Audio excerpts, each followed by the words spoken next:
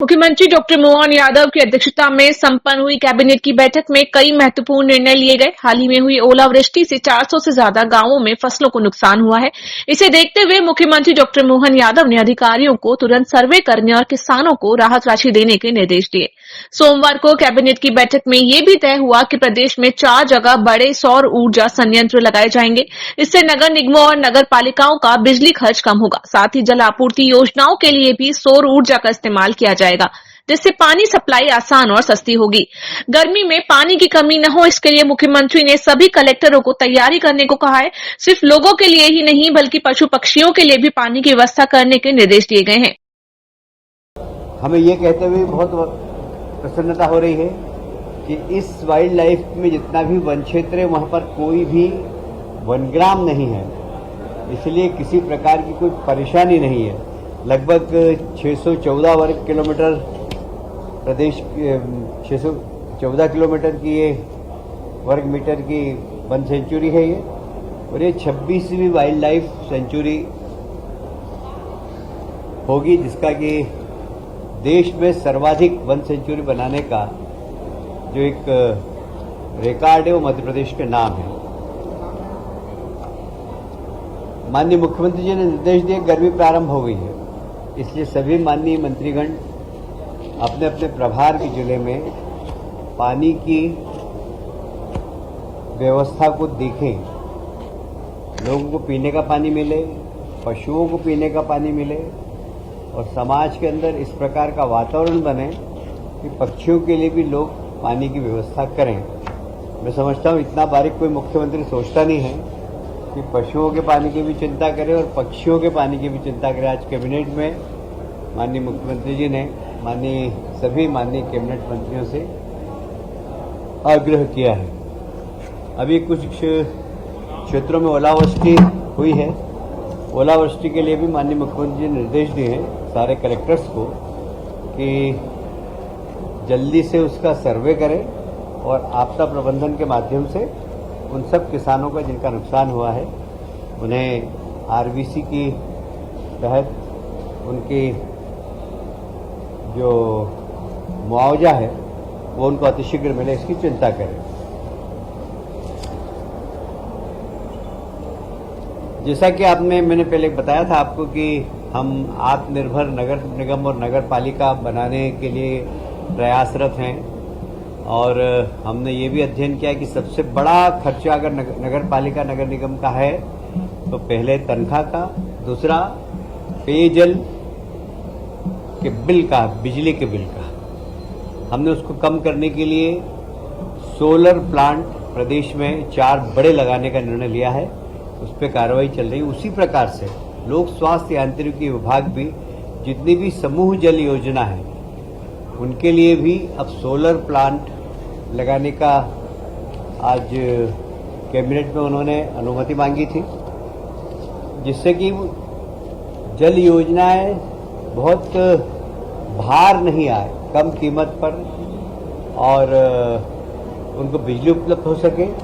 यदि सरप्लस बिजली हो तो वो विद्युत मंडल खरीद सके, तो मतलब बिजली बेचने वाला भी समूह योजना हो सके, ऐसे उन्होंने कैबिनेट में अनुमति मांगी है। आज वो अनुमति उनको प्रदान कर दी गई है।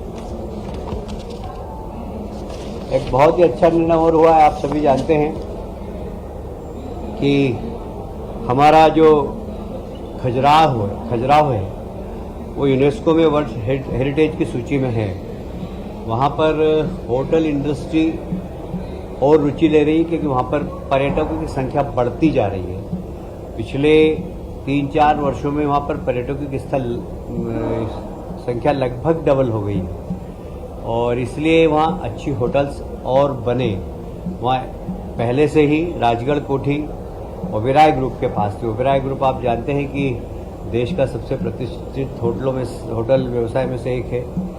उन्होंने राजगढ़ कोठी को बिल्कुल हेरिटेज कोठी के रूप में, होटल के रूप में बनाया है, पर उन्होंने इससे लगी हुई जमीन 19 एकड़ की मांगी है, जहां वो वेलनेस सेंटर डालना चाहते हैं, एक वर्ल्ड क्लास फैसिलिटी देना चाहते हैं, जिससे कि खजुराहो और ज़्यादा आकर्षण का केंद्र बने। आज शासकीय मूल्य पर 19 एकड़ जमीन, लगभग 19 एकड़ जमीन है, वो ओबेरॉय समूह को देने का निर्णय लिया है। मैं समझता हूं कि भारतीय जनता पार्टी की सरकार मध्य प्रदेश की संवेदनशील सरकार है। कोई भी समस्या आए उसके पहले सोचना प्रारंभ कर देती है। आज की कैबिनेट में हमने माननीय मुख्यमंत्री जी ने जिस तरीके से आने वाले गर्मी उससे उत्पन्न हो सकती जो समस्याएं उसके ऊपर सबको सावधान रहने के निर्देश दिए हैं। इतना ही आज कैबिनेट में हुआ है। बाकी अगर आप कोई पूछना चाहें, वैसे अब रखेंगे नाम तो बता देंगे। अभी तो ओंकारेश्वर है और ओंकारेश्वर से अच्छा नाम कोई हो नहीं सकता।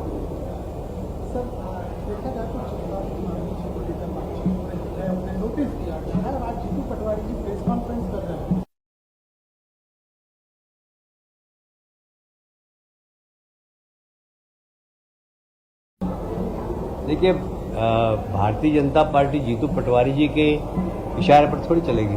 हमारी पार्टी, हमारी आइडियोलॉजी और हमारे नेताओं के निर्देशन पर चलेगी। जीतू पटवारी अभी इतने बड़े नेता नहीं हो गए, वो कोई महात्मा गांधी या पंडित दीनदयाल उपाध्याय, डॉक्टर श्यामा प्रसाद मुखर्जी नहीं हो गए कि हम उनसे सलाह लेके हमारी पार्टी चलाएं।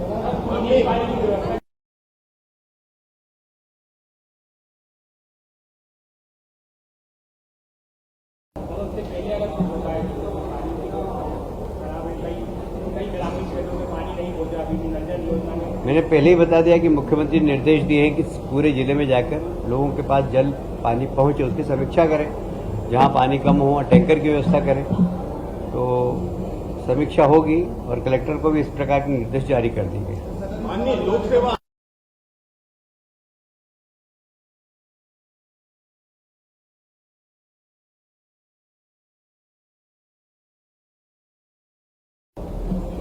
देखिए, इसके बारे में मैं अभी अपडेट नहीं हूं, इसलिए इस बारे में कोई जानकारी नहीं दे सकता। सर,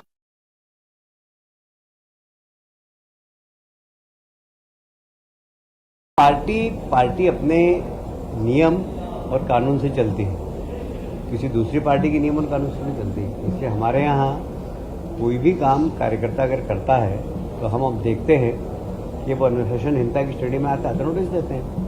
अब इसमें बाकी दल को कोई प्रश्न उठाने का कोई सवाल ही नहीं है।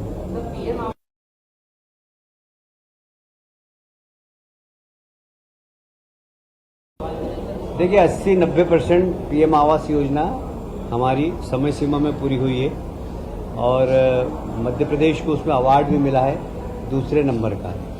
कुछ लोकल कारणों के कारण कहीं पर स्टे हो गया, कहीं पर जमीन नहीं मिली, कहीं वन विभाग की जमीन थी, वन विभाग ने आपत्ति ले ली, कहीं ठेकेदार की डेथ हो गई। इसलिए ऐसे बहुत सारे 3-4 जगह ही, बहुत जगह नहीं, भोपाल में है, एक दो केस जबलपुर के हैं, एक आध सागर का, एक छिंदवाड़ा का, ऐसे 4-5 जगह है। तो उसकी हम समीक्षा भी कर रहे हैं और अतिशीघ्र उसका निराकरण कर रहे हैं। EMS टीवी के लिए राम पवार की रिपोर्ट।